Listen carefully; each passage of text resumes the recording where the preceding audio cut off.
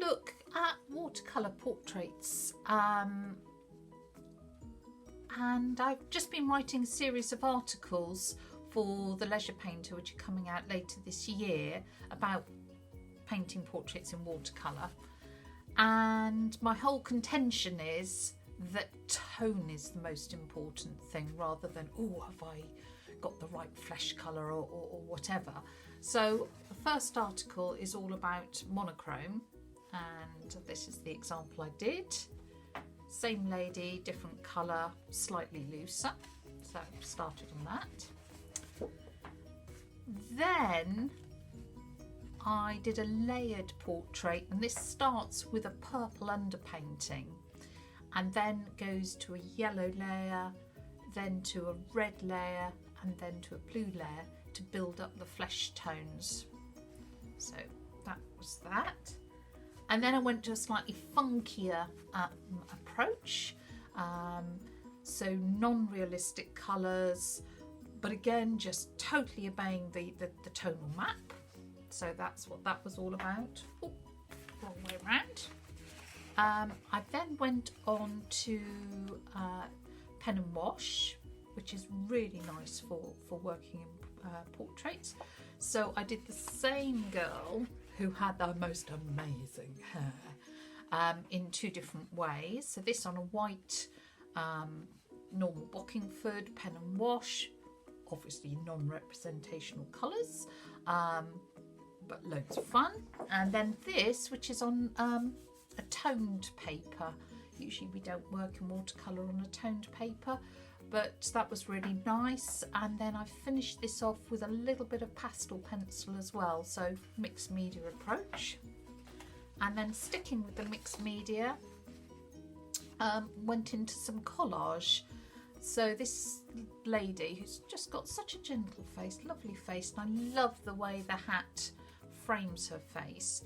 I collaged with some newsprint and then painted. So that was an example of collage. This wonderful lady, I collaged her sari. Let me wiggle that around because hopefully you can see what lovely shiny paper it was. So that was another example of mixed media, collaging with pen and wash in this case. The newsprint lady was just watercolour and collage. This is just an example I've done ages ago of, again, not using a normal surface. It's a bit of old corrugated card. And this is all in ink, so black and white ink. And then a little bit of collage just on his hoodie ties. Can be fun. Another example on recycled cardboard. So this is pen and wash, and obviously I've had to use some gouache here for the white highlights. Anyway, so that's what I've been up to. But what I thought we would do today is look at some exercises to help us draw faces. All these I actually traced. And there is nothing wrong with tracing, projecting, using carbon paper, using a light box, because what I wanted to really concentrate on was watercolour techniques. Vermeer, painter of The Girl with the Pearl Earring, he used a camera obscura. If it was good enough for him, good enough for us, is my view. So, as I say, I think when you're starting painting portraits, there's absolutely nothing wrong with tracing, and indeed you could do that all the time, because actually, sorry, come back to this, you know, I traced both of these from the same portrait, and actually they look really different because you start to bring your personality to the painting, and the watercolour does its thing. So just because you've traced or projected doesn't mean you're going to get a really boring static portrait. However, there comes a time when you will want to be able to draw faces. So my plan today is to show you the standard proportions of a face, and then a few exercises that can be really good for helping you get into finding that likeness.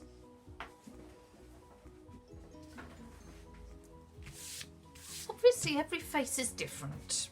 We all look different from each other, but there are some fairly standard proportions you can learn to check.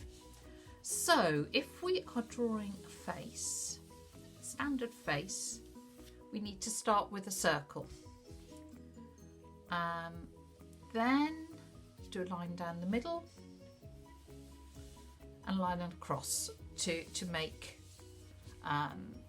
4 quadrants. If you then draw in a square that touches the corner, at the corner, touches that circle, this gives you the hairline, the brow line, and the bottom of the nose line. If you then measure that distance, so from the centre to the bottom of the square, and add it on the bottom, that gives you the chin. Okay, so you can see that the head basically is 2 squares wide by 3 squares deep. But let's put the chin in something like that. Okay, so this, give or take, is the shape of our head. Okay, so now we want to know, if that's the brow line, we want to know where the eyes are. And the eyes, I mean, they're obviously below the brow, because if you have eyes above the brow, that would be a bit odd. But if you measure that distance and go in sort of halfway, that gives you your eye line. And it's a lot of people leave far too much space between the brow and the eyes, just as a point. Okay. Now, here on the eye line, that is 5 eyes wide. So if we divide that into 5, I'm doing this all by eye. You can be more precise, but this just to give you an idea. And that is where your eyes would be. So there's a distance of 1 eye between the eyes and 1 eye at the edge, to the edge of the face. Shove some irises in there, just because they can become important. The width of the nose, we've got the nose line here, but if you go from the inside corner of the eyes, that is generally the width of the nose. So we could shove a nose in something like that. Okay. Oh, we've got our brows, haven't we? Because we've got our brow line.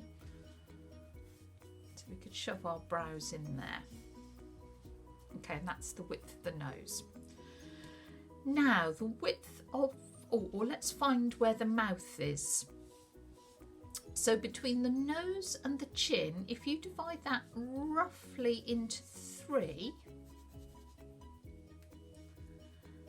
that will give you sort of where the bottom lip is. This is a bit of an ish kind of measurement, but that will, the mouth is somewhere in the middle of that 3rd there, and the width of the mouth is roughly, if I put the pupils in here, on the inside of the pupils. Now, some people have wide mouths, some people have narrow mouths, but this gives you the fairly sort of standard mouth width. So that's where the width would be. What else are we missing? We've got eyes, nose, mouth, oh, ears. So ears come off the head at the eye line, roughly, and they rise up, because they don't just come straight out unless you're a bit Dumbo-ish, to near to the brow line, and they come down to about the mouth line. Our ears are way larger than you would anticipate. Oh, have I said that wrong? No, I think, sorry, I've given him real Dumbo ears. Sorry, to the nose line. Do apologise. See, you can get it wrong. Sorry. So from the eye to the nose, feel it on your own head if you're not sure. Okay, yes. And men's ears, especially as they get older, they do seem to get bigger and bigger, so maybe they will sort of come down here. But no, sorry, it's to the nose line and the eye line, but they do go up a little and they go out to the brow.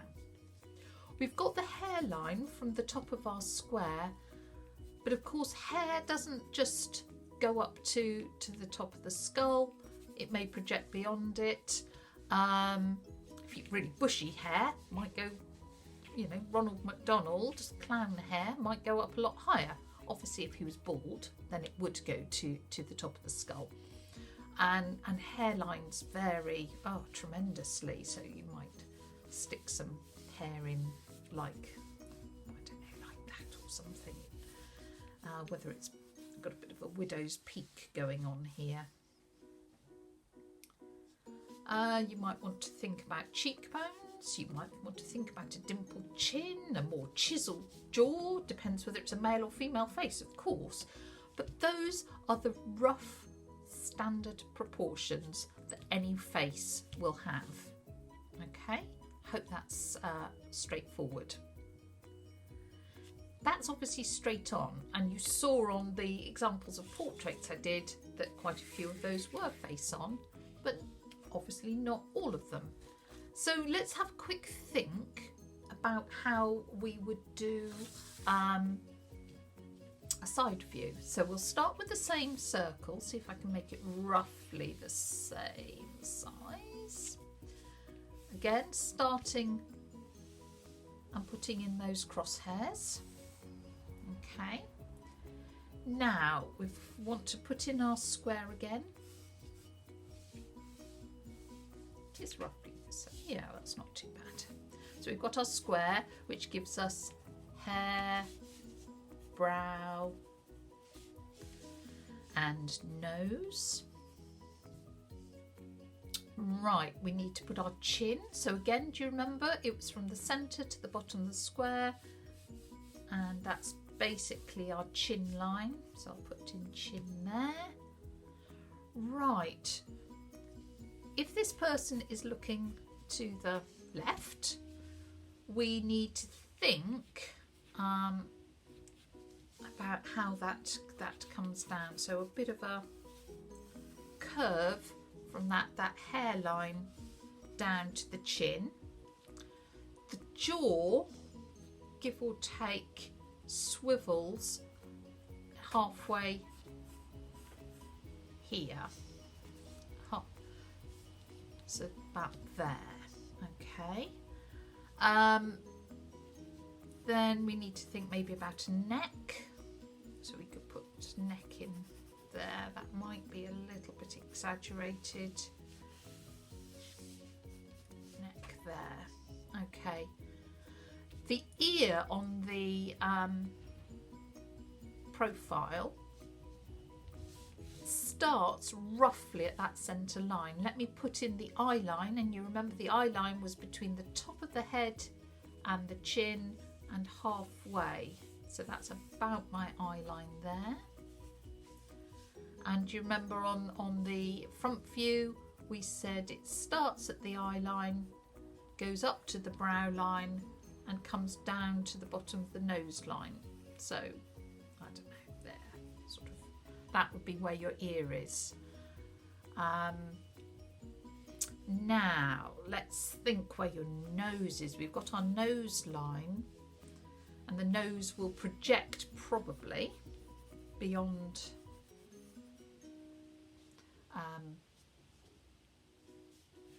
that curve we've drawn in, and then we go out to the brow and we have this bump here, which I can't remember the medical name for. Anyway, that goes out. This is a lot more pronounced in men than women because they have that heavier brow.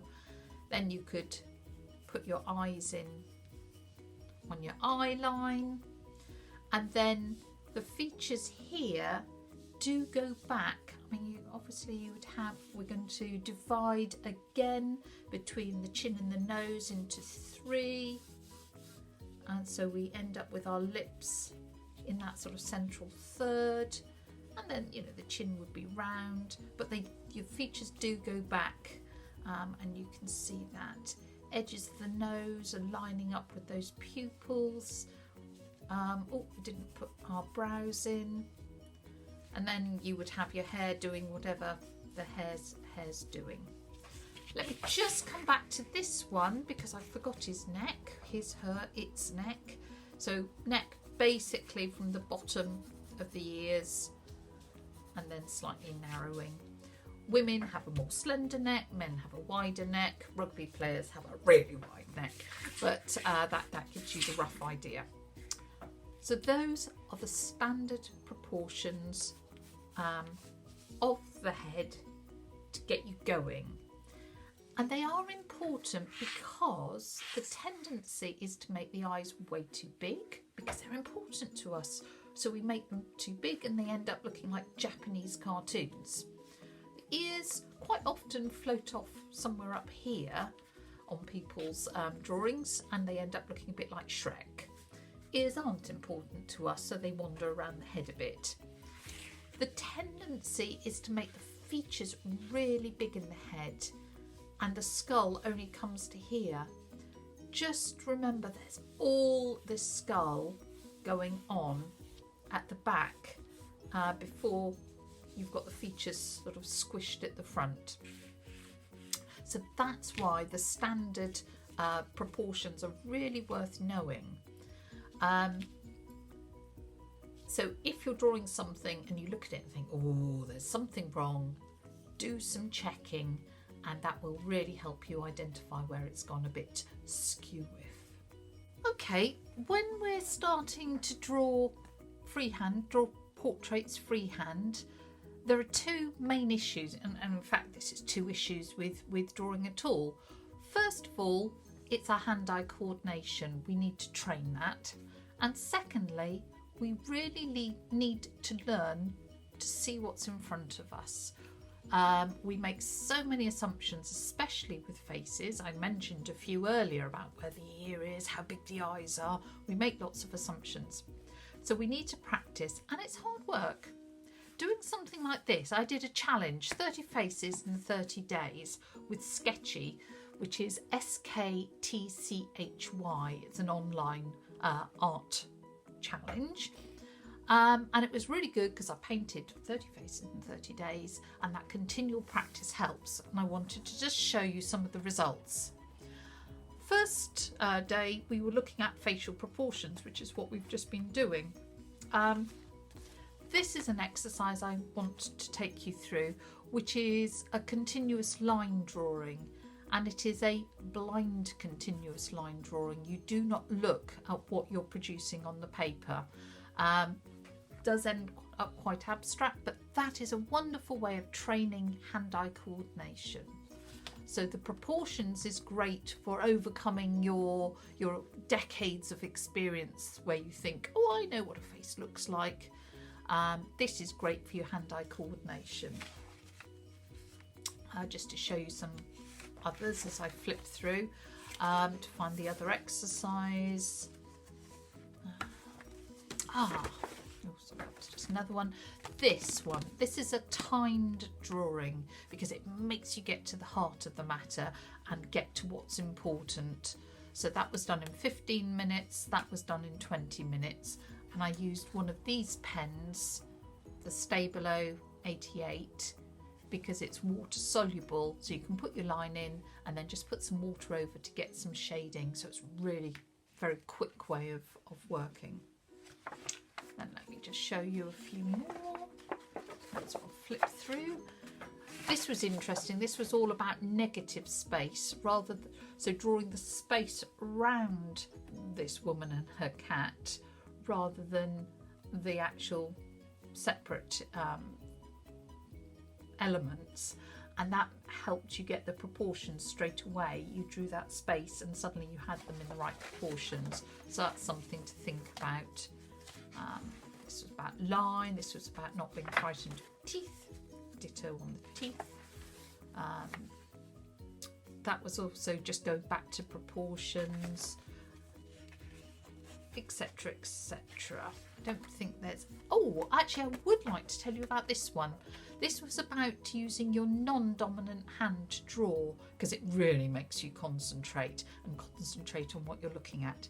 Now I am really right-handed, and I did this with a charcoal pencil with my left hand, and I was so chuffed because I didn't think I'd ever be able to do something like that, and it really was quite accurate. So sometimes it's good to use your non-dominant hand because it really makes you concentrate. So just more possibilities. So I would urge you to practice. If you don't have that discipline, which I certainly don't, then join something like a 30-day challenge, and that will really help you. Well, this is interesting, this one, the idea that you don't have to complete a drawing and complete a portrait. That, say, her forehead and her hair, not terribly interesting, and you concentrate on the bit that you want to direct your viewer to. So that's something to think about.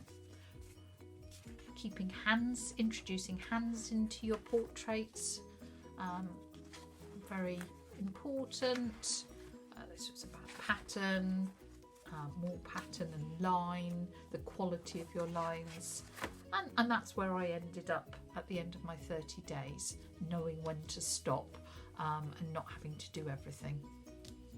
So practice is what I want to urge you to.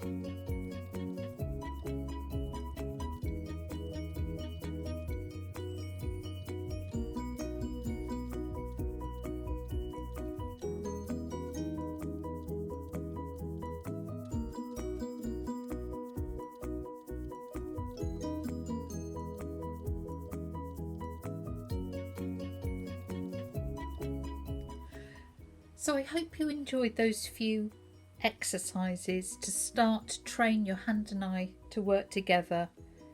The continuous line drawing for that coordination. The speed drawing, that was 15, maybe 20 minutes, I can't remember which now, to get you to really focus in on shapes and the important information. And then the upside down drawing as a way of tricking your eye into really seeing what was going on there. And of course, right at the beginning, we looked at the classic proportions just to help us check our work. And you will notice I did go back and sort of fiddle around with that jaw because I really didn't like it. And just to recommend some extra reading or extra inspiration if you're enjoying drawing heads and wanting to really see a master at work. Andrew Loomis was a commercial artist. This book was written in the 1940s and it is a classic text. it takes you through the proportions, children, infants, women, men, ages, angles, proportions, and it is absolutely brilliant. So if you're wanting to get hold of that, that would be one I'd really recommend. But book and exercises, there is no shortcut. You need to draw regularly. So have a go at drawing a face. If it doesn't look right first time, do it again, then do it again, and then guess what? Do it again. And with time it will improve and you will get there. Thanks for watching, and I'll speak with you soon. Bye.